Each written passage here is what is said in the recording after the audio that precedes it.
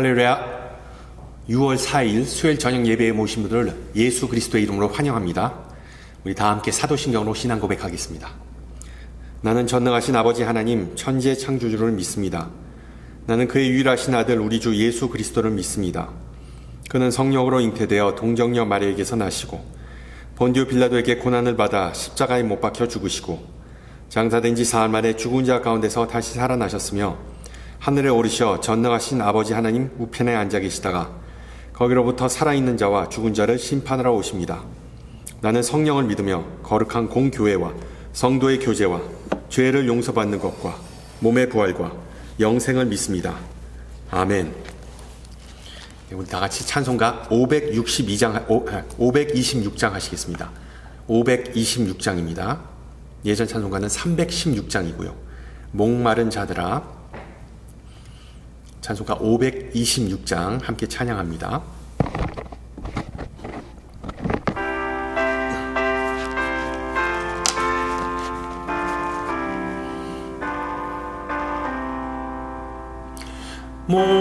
목마른 자들아 다 이리 오라.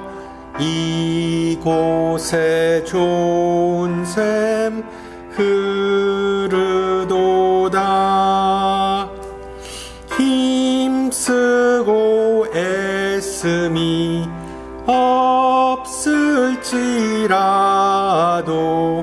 이 샘에 오면 다 마시겠네.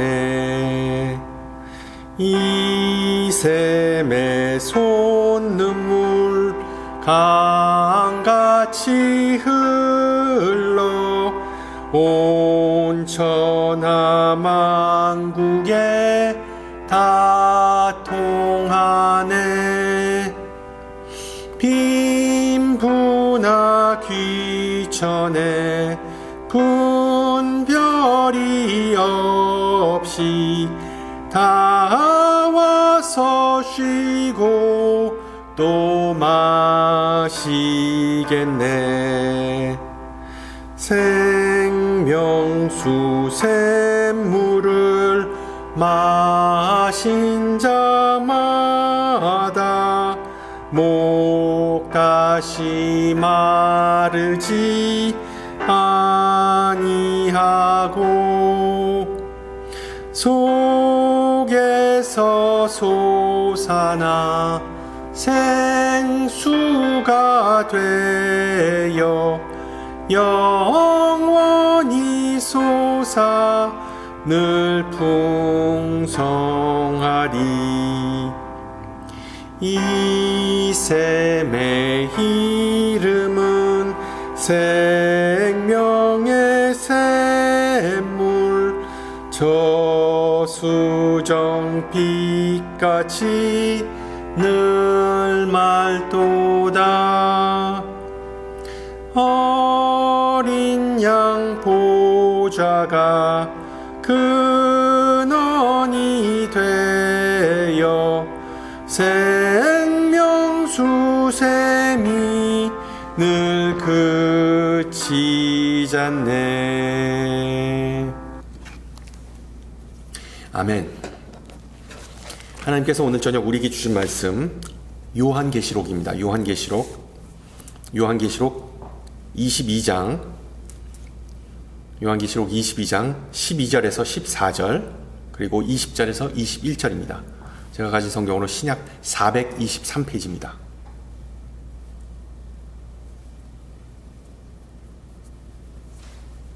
요한계시록 21장 12절 말씀을 받들어 봉독합니다. 보라, 내가 속히 오리니 내가 줄 상이 내게 있어 각 사람에게 그가 행한 대로 갚아주리라. 나는 알파와 오메가요 처음과 마지막이요 시작과 마침이라.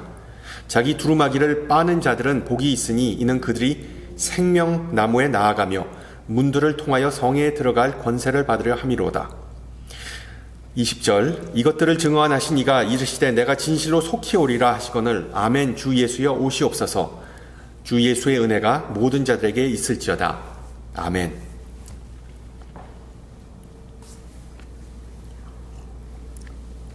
올해 여름 휴가 계획 다 세우셨을 텐데 이 포인트와 마일리지를 사용하려는 분들이 계실 거예요. 특히 한국 가시는 분들이 그렇겠죠. 알다시피 어떤 제품이나 서비스를 사용할수록 더 많은 포인트를 적립할 수 있고 그 포인트로 무료 또는 할인된 호텔과 항공편 각종 혜택을 받을 수 있습니다. 인터넷에서 본 내용인데 약 90% 이상의 기업이나 비즈니스가 이 로열티 프로그램을 운영하고 있답니다. 즉 돈으로 고객의 충성심을 확보할 수 있다고 믿기 때문이죠. 자사의 제품을 신규 고객보다 기존 고객에게 판매하는 것이 훨씬 더 쉽다고 판매해서 그런 듯 합니다. 그래서 각종 브랜드는 고객 충성도, 기존 고객의 충성도를 높이는데 상당한 비용을 투자한다고 하죠. 그리고 소비자들은 그런 마케팅 전략을 선호한답니다. 84% 압도적인 응답자들, 84%의 응답자들은 로열티 프로그램을 제공하지 않는 기업보다 더 선호한다고 합니다. 또한 3분의 2, 66%의 사람들은 포인트나 사은품과 같은 제도가 실제로 자신들의 소비 습관을 바꿀 수 있다고 답했답니다.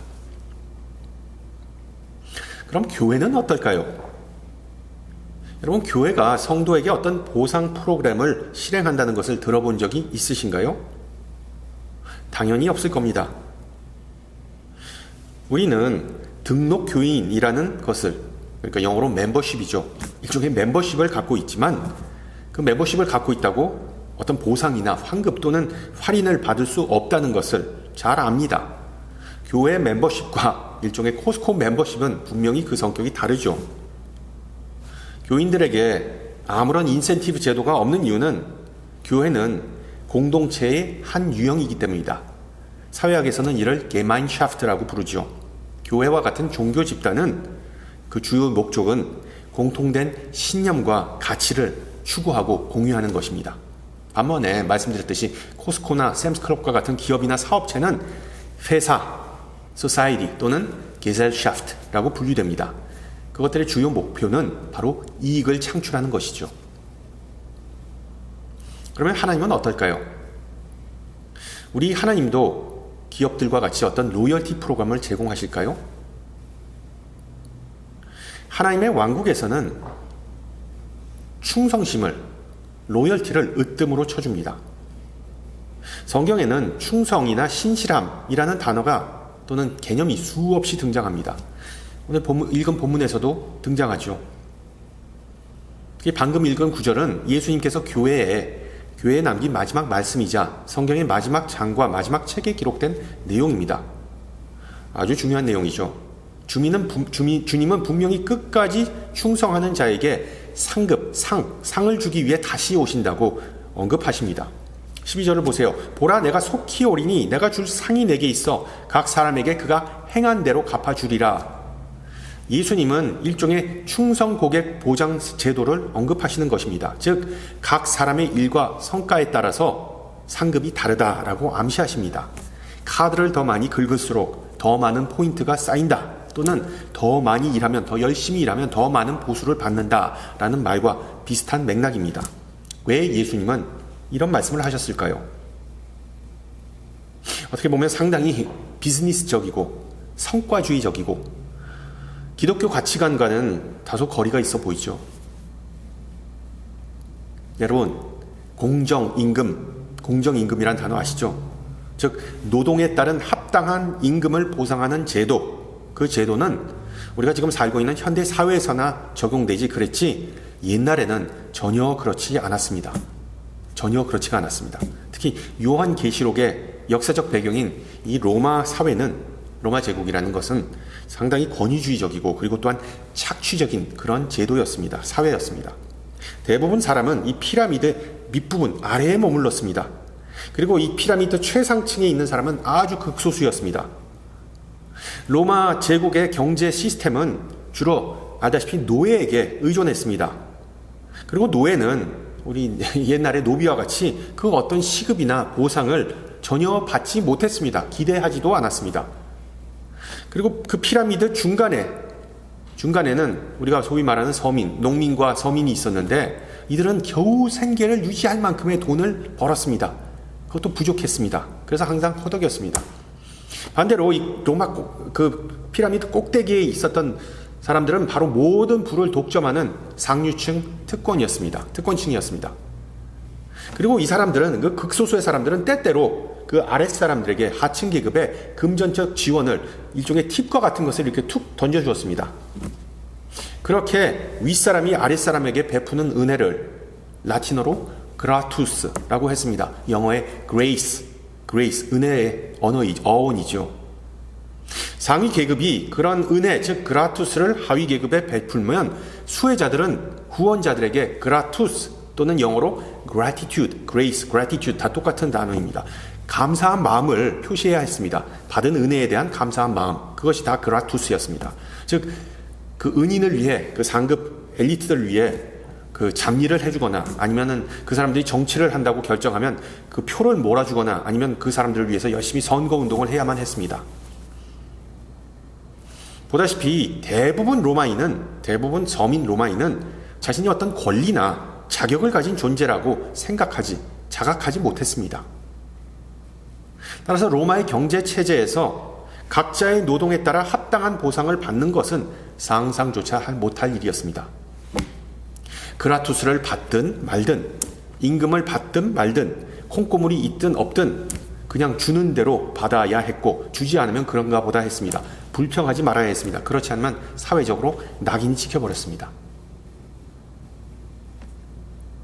그러나 오늘 읽은 본문에서 예수님은 하나님의 왕국, 하나님의 나라에서는 결코 그런 일이 없다라고 말씀하십니다. 정의와 평등에 기반한 하나님 나라에서는 모든 이가 자신이 일한 만큼, 열매 맺은 만큼 보상받을 것이라고 말씀하십니다. 그래서 당시 예수님의 이런 말씀, 계시록의 이런 내용은 혁신적이고 정말 파괴적이었음을 우리는 분명히 이해해야만 합니다. 결론적으로 예수님은 이 세상에서 우리가 한 모든 일들은 하나도 빠짐없이 기록되고 천국의 포인트로 생명책에 기록된다고 암시하시죠. 물론 어떤 종류의 구체적인 상급이 있을지는 모르지만 분명한 사실은 보상이 분명히 주어질 것이라는 것입니다. 언젠가 우리가 예수님을 사랑하고 섬기기 위해 기울인 모든 노력은 우리 주님에게 인정받고 보상받는다는 사실입니다. 세상 사람들이 보기에 예수님과의 관계에 우리가 투자한 시간과 에너지와 물질과 열정이 대단해 보이지 않을 수도 있지만 성경은 분명히 그 모든 것들은 지금도 중요하고 말세에는 나중에 가서는 더욱 중요할 것이라고 말해줍니다. 실제로 최후 보상에 관한 내용은 성경에서 상당히 많이 언급되죠. 마태복음 16장 인자가 아버지의 영광으로 그 천사들과 함께 오리니 그때 각 사람이 행한 대로 갚으리라. 계시록의 내용과 비슷합니다. 로마서 2장 하나님께서 각 사람에게 그 행한 대로 보응하시니라. 요한 2서 8절 너희는 스스로 삼가 우리가 일한 것을 잃지 말고 오직 온전한 상을 받으라. 다른 한편으로 우리가 고려해야 할 부분은 예수님께서는 어떤 상급이 다른 상급보다 더 클 것이라고 말씀하신다는 것입니다. 갈릴리 농민들에게 예수님은 산상수훈에서 이렇게 말씀하셨죠. 나로 말미암아 너희를 욕하고 박해하고 거짓으로 너희를 거슬러 모든 악한 말을 할 때는 너희에게 복이 있나니 기뻐하고 즐거워하라. 하늘에서 너희의 상이 큼이라. 너희 전에 있던 선지자들도 이같이 박해 받았느니라. 복음 때문에 고통받는 자들은 심판날에 다 보상받을 것이라고 예수님은 두리뭉실하게 말씀하셨을 수도 있습니다. 그러나 예수님은 분명히 그 상급이 보통의 상급보다는 한 단계 더 높은 것이라고 분명히 말씀하십니다. 그리고 성경은 이 최상급의 상급을 고난과 연결하고 있습니다. 고난. 즉 예수님을 위해 핍박받은 이들은 일종의 어떤 명예의 훈장을 받은 그 뛰어난 용사나 병사나 아니면 상장을 받은 우수 졸업생과 같은 존재라는 것이죠. 즉 핍박받은 성도들에게는 예수님께서는 면류관, 크라운을 약속하십니다. 오늘날의 그 트로피나 아니면 메달과 같은 것이겠죠. 참고로 성경은 여러 종류의 면류관을 언급합니다. 예를 들어 썩지 않은 면류관은 모든 사람이 받는 것이 아니라 아주 큰 고통, 아주 큰 고난을 겪은 자들만이 받는다라고 바울은 기록합니다. 또한 기쁨의 면류관이라는 것이 있죠.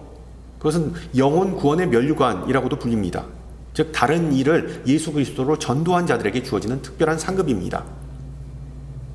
비슷한 맥락에서 의의 면류관, the crown of righteousness, the crown of glory, 영광의 면류관, 또 생명의 면류관, the crown of life라는 것들이 존재합니다. 이런 면류관들과 더불어 사도 바울은 기업 또는 상속이라는 상급이 존재한다고 기록하죠. 골로새서 3장에서 이는 기업의 상을 주께 받을 줄 아나니 너희는 주 그리스도를 섬기느니라. 하나님의 자녀뿐만 아니라 법적 상속인이 되면서 놀라운 특권을 부여받는다는 그런 의미입니다. 또한 이 높은 직위와 또한 더 큰 책임과 관련된 특별한 상도 존재하죠. 달란트의 비유, 주인이 하는 말을 기억하시죠? 잘하였도다 착하고 충성된 종아. 충성. 내가 적은 일에 충성하였음에 내가 많은 것을 내게 맡기리니 내 주인의 즐거움에 참여할지어다. 마지막으로 다른 사람을 의식하지 않고 선한 일을 행하는 이들에게 주어지는 성경에 특별히 명시되지 않는 그런 상도 있습니다. 분명히. 여러분 누가복음 17장에 그 충성스러운 종의 비유, 그 비유는 제자의 주요 의무는, 주요 목표는 하나님에게 순종하는 것이지 그 어떤 보상이나 칭찬을 쫓는 것이 아니라는 점을 가르쳐주죠. 실제로 하나님을 섬기다 보면 어떤 때는 서럽고 치사합니다. 이유 없이 오해받고 욕먹기 일쑤이기 때문이죠. 그러나 다행히도 또 다른 때는 상당한 보람을 느끼고 그 자체로 특별한 만족감을 얻게 됩니다. 오직 하나님에게 받은 사랑과 은혜에 감동되어서 불우한 이들을 도와주고 또한 예수님을 섬기기 위해 지구촌 곳곳에서 고생하는 사람들의 이야기를 우리는 종종 들을 수 있습니다. 노숙자 봉사와 같이 길거리에서 아니면 오지의 선교제에서 교도소나 병원과 같은 그런 극한 직업을 가진 그런 환경 속에서 정말 이름 없이 빛도 없이 섬기는 사람이 있습니다. 이타주의의 화신이며 아무런 보상을 추구하지 않습니다. 개인적인 생각이지만 그런 이들을 위해 하나님은 가장 큰 보상을 준비하셨을 것입니다. 여러분 보다시피 성도에게 주어지는 하늘의 상급은 참 다양합니다. 그리고 우리를 위해 예비하신 보상을 위해 열심히 섬기고 추구하는 것은 결코 이기적인 것이 아닙니다. 성경은 우리의 성실함과 충성이 하늘에 계신 아버지를 기쁘게 한다고 분명히 밝히고 있습니다. 하나님의 나라가 임할 때 우리의 섬김을 보상하시는 것은 하나님의 뜻이자 계획입니다. 성경에 나와 있습니다. 그렇지만 우리는 동시에 조심해야 하죠. 여러분 뉴스에서 종종 포인트 사기라는 것을 들어보셨을 거예요. 포인트 사기 뭡니까? 이 충성 고객 보상 시스템에 허점을 악용해서 부당한 금전적 이익을 챙기는 사례가 자주 발생합니다. 교회의 긴 역사 속에서도 하나님의 이런 보상 프로그램을 악용하거나 변질시키려는 시도가 많았습니다. 중세시대의 캐톨릭 교회 사제들은 그 연옥에 가 있는 그 친척을 구출하거나 아니면 일부의 경우 자신이 지지도 않은 죄를 미리 용서받기 위해서 교인들에게 면죄부를 강매했죠. 그리고 알다시피 마틴 루터는 이러한 관행에 완전히 반대했습니다. 면죄부 구매는 천국에 들어가는 것과는 아무런 관계가 없다고 주장했습니다. 이토록 면죄부의 광범위한 악용은 종교개혁의 주요 원인이었습니다. 하나님의 나라에서는 이런 게 전혀 통하지 않습니다. 허용되지도 않습니다. 예수님은 그 어떤 유료 보상 프로그램도 인간에게 제공하지 않습니다. 즉 예수님은 우리의 충성심을 사기 위해 어떤 금전적 보상이나 축복을 지급하지 않습니다. 마찬가지로 우리는 천국에서의 더 큰 맨션, 더 큰 집이나 아니면 더 상급의 면류관을 얻기 위해 돈으로 지급할 수 없습니다. 아마 상급과 은혜를 우리가 자주 혼동하기 때문에 이런 오류, 이런 실수를 범하는 것 같습니다. 여러분 상급과 은혜는 비슷하지만 그 성격이 좀 다릅니다. 하나님의 은혜를 잘 설명해 주는 글을 인터넷에서 보았는데 좀 나누고자 합니다. 들어보세요. 어떤 사람이 하루에 8시간 일하고 그 노동에 대한 공정한 대가를 받는다면 그것은 임금입니다. wage. 또 어떤 사람이 상대와 경쟁하고 성과를 인정받는다면 그것은 포상입니다. award. 사람이 장기적인 서비스를 제공하거나 높은 성취를 인정받을 때 그것은 보상입니다. reward. 하지만 임금을 받을 수도 없고 포상을 획득할 수 없으며 보상받을 자격이 없는데도 불구하고 그런 선물을 받는다면 그것은 바로 하나님의 일방적인 은혜의 예시입니다. 이것이 우리 신앙인들이 말하는 하나님의 은혜입니다. 여러분, 잘 알다시피 구원은 상급이 아닙니다. 보상이 아닙니다. 구원과 더 나아가 영생은 순수한 선물이자 은혜이지요. 완전히 무료입니다. 그것은 어떤 거래의 대상이 될 수가 없습니다. 우리가 천국에 들어가는 것은 오직 하나님의 은혜, 그라투스, 즉 하나님의 선하시고 기쁘고 완벽한 뜻에 따라 믿음으로 가능해집니다. 따라서 오해하지 마세요. 하나님을 섬기는 자에게 주어지는 모든 상급은 그것이 무엇일지언정 하나님의 은혜에 따라 주어지는 것이지 인간의 노력으로 쟁취하는 것은 절대 아닙니다. 하나님께서 우리에게 구원을 주시면서 그 보답으로 우리에게 필요로 하시는 것 또한 요구하시는 것은 아무것도 없습니다. 요점은 우리 인간은 하나님의 은혜와 상급을 구매하거나 purchase 하거나 획득할 수 없습니다. 인간의 영향력이나 재력, 심지어 선한 일은 하나님의 상급과 교환이 안 됩니다. 물론 분명히 오늘 본문에서 예수님은 각 사람이 행한 대로 good deed, good work 대로 상을 주신다라고 말씀하시지만 그 상을 주고 말고도 하나님의 마음입니다. 우리는 하나님의 앞에 가서 자, 저 이만큼 했으니까 잘 챙겨주세요. 잘 부탁합니다라고 강요할 수 없는 그런 위치입니다. 우리의 상급은 오직 하나님의 은혜, 하나님의 뜻에 달렸을 뿐입니다. 이처럼 보상의 문제가 오직 하나님에게, 하나님의 마음에 달려 있다면 우리 인간은 어떻게 반응해야 하는지가 관건이겠죠. 우리는 어떻게 살아야 할까요? 오늘 본문에서 그 답을 찾을 수가 있습니다. 20절을 보세요. 이것들을 증언하신 이가 이르시되 내가 진실로 속히 오리라 하시거늘 아멘 주 여시여 주 예수여 오시옵소서.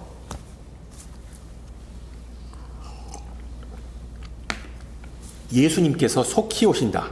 속히 오신다라는 것은 의심의 여지가 없습니다. 물론 이 속히, quickly 아니면 soon 이라는 단어는 해석의 여지가 있는 좀 모호한 단어이긴 합니다. 주님에게는 하루가 천년 같고 천년이 하루와 같다는 베드로후서의 말씀처럼 하나님의 시간과 인간의 시간은 완전히 다르기 때문입니다. 이러한 갭 때문에 초대 그리스도인들도 어쩔 수 없이 마라나타, 마라나타, 즉 오시옵소서, 예수님 빨리 오시옵소서라고 외쳤던 것이겠죠. 실제로 초대 교인들의 기대감과는 다르게 예수님의 재림은 한없이 지연됐습니다. 결과적으로 세상은 무려 2000년 넘게 온갖 혼란과 재난과 끔찍한 일들이 이어져 왔고 또 앞으로도 이어지겠죠. 또 그것이 바로 계시록의 주된 내용입니다. 큰 환난과 고난과 핍박. 이러한 긴장과 모순 속에서, 고난 속에서 우리가 할 수 있는 일은 별로 많지 않습니다. 다만 우리는 믿음을 지키고 주님의 부름을 받고 명령을 받은 그 일에 집중하는 것이겠죠. 그런 면에서 사도 요한은 믿는 자는 소망과 준비, hope 그리고 preparation 이 두 큰 기둥을 놓지 말아야 한다고 말합니다. 소망과 준비. 우리는 이 세상 속에서 최선을 다해 섬기면서 언젠가는 하나님의 그 칭찬받은 날이 있을 거라는 소망을 가지고 살아갑니다. 동시에 예수님께서 다시 오실 날을 그 때를 준비하면서 항상 깨어 있어서 기도하고 준비하면서 살아갑니다. 그리고 또한 조심해야 되겠죠. C.S. 루이스, 영국의 기독교 그 학자가 다음과 같이 경고합니다. 사람들은 기독교라는 종교를 규칙을 잘 지키면 하나님께서 상 주시고 규칙을 지키지 않으면 벌을 준다라는 식의 일종의 거래, deal, bargain, 거래로 생각한다라고 지적했습니다. 여러분, 우리가 마지막 날에 하나님과의 어떤 거래를 성사하기 위해 신앙생활하는 건가요? 아니죠. 아닙니다. 우리가 신앙생활하는 이유는 하나님께서 우리에게 이미 베푸신 은혜와 사랑에 대한 응답입니다. 우리가 받을 만큼 이미 벌써 다 받았기에 미래에 더 올 것은 말 것은 그건 신경 쓰지 말고 그냥 우리 벌써 받은 거에 우리가 감사하면서 우리가 신앙생활 하는 것입니다. 말장난 같지만 우리는 보상을 받기 위해 섬기는 것이 아니라 섬기기 때문에 보상을 받는 것입니다. 여러분, 예를 들어서 두 아이에게 심부름 시켰는데 한 명은 네 알겠어요 라고 말하고 다른 한 명은 맨입으로? 라고 물으면은 여러분, 어느 아이에게 호감이 가겠습니까? 기억하세요. 우리 신앙인은 보상을 위해 사는 것이 아니라 보상 주시는 분을 위해 사는 것입니다. 아멘? 그것이 바로 제자의 도리이죠. 우리의 사명은 서로 사랑하고 자비를 베풀고 성실히 섬기는 것입니다. 사랑하고 섬기며 복음을 나누면서 하나님의 왕국을 세우는데 참여하는 것입니다. 그리고 하나님께서 주시는 보상은, 그 보상이 있다면 우리가 상상하는 그 어떤 것보다, 그 이 세상이 제공할 수 있는 그 어떤 것보다 훨씬 더 크다는 사실을 기억하시기 바랍니다. 1970년에 이 스탠퍼드 대학교 연구팀이 지연된 보상, delayed gratification, 지연된 보상에 관한 연구를 진행했습니다. 아이들에게 즉시 받을 수 있는 작은 보상과 조금 더 기다리면, 조금 더 인내심을 발휘하면 받을 수 있는 한 개 또는 두 개의 작은 보상 중 하나를 그들의 행동을 통해 직접 선택을 통해 선택하도록 했습니다. 예를 들어서 한 아이에게 마시멜로를 손에 쥐어주고 15분 동안 방에 혼자 남겨둡니다. 그런 실험을 했습니다. 15분 후에 다시 들어와서 아이가 마시멜로를 먹지 않고 그대로 가지고 있다면 또 하나의 마시멜로를 손에 쥐어주거나 아니면 마시멜로가 싫다고 그러면 프레처 스틱 하나를 보상해 주었습니다. 후속 연구로 밝혀진 바는 그 2차 보상, 그 두 개의 보상을 위해 인내할 수 있는 아이들이 그들의 학업 성취도가 훨씬 더 높고 삶의 질이 더 좋다는 것이 밝혀졌습니다. 분명히 저와 여러분은 하늘의 보상을 약속받았습니다. 성경에 나와 있습니다. 예. 그렇다면 우리의 상급이 무엇인지를 따지기에 앞서 우리의 동기부여가 실제로 무엇인지를 스스로 물어보는 것이 순서겠죠. 여러분은 예수님을 사랑하기 때문에 예수님을 따르십니까? 아니면 마시멜로에 더 관심이 있었기에 예수님을 따르십니까? 우리말로는 제사보다 제밥에 더 관심이 있으십니까?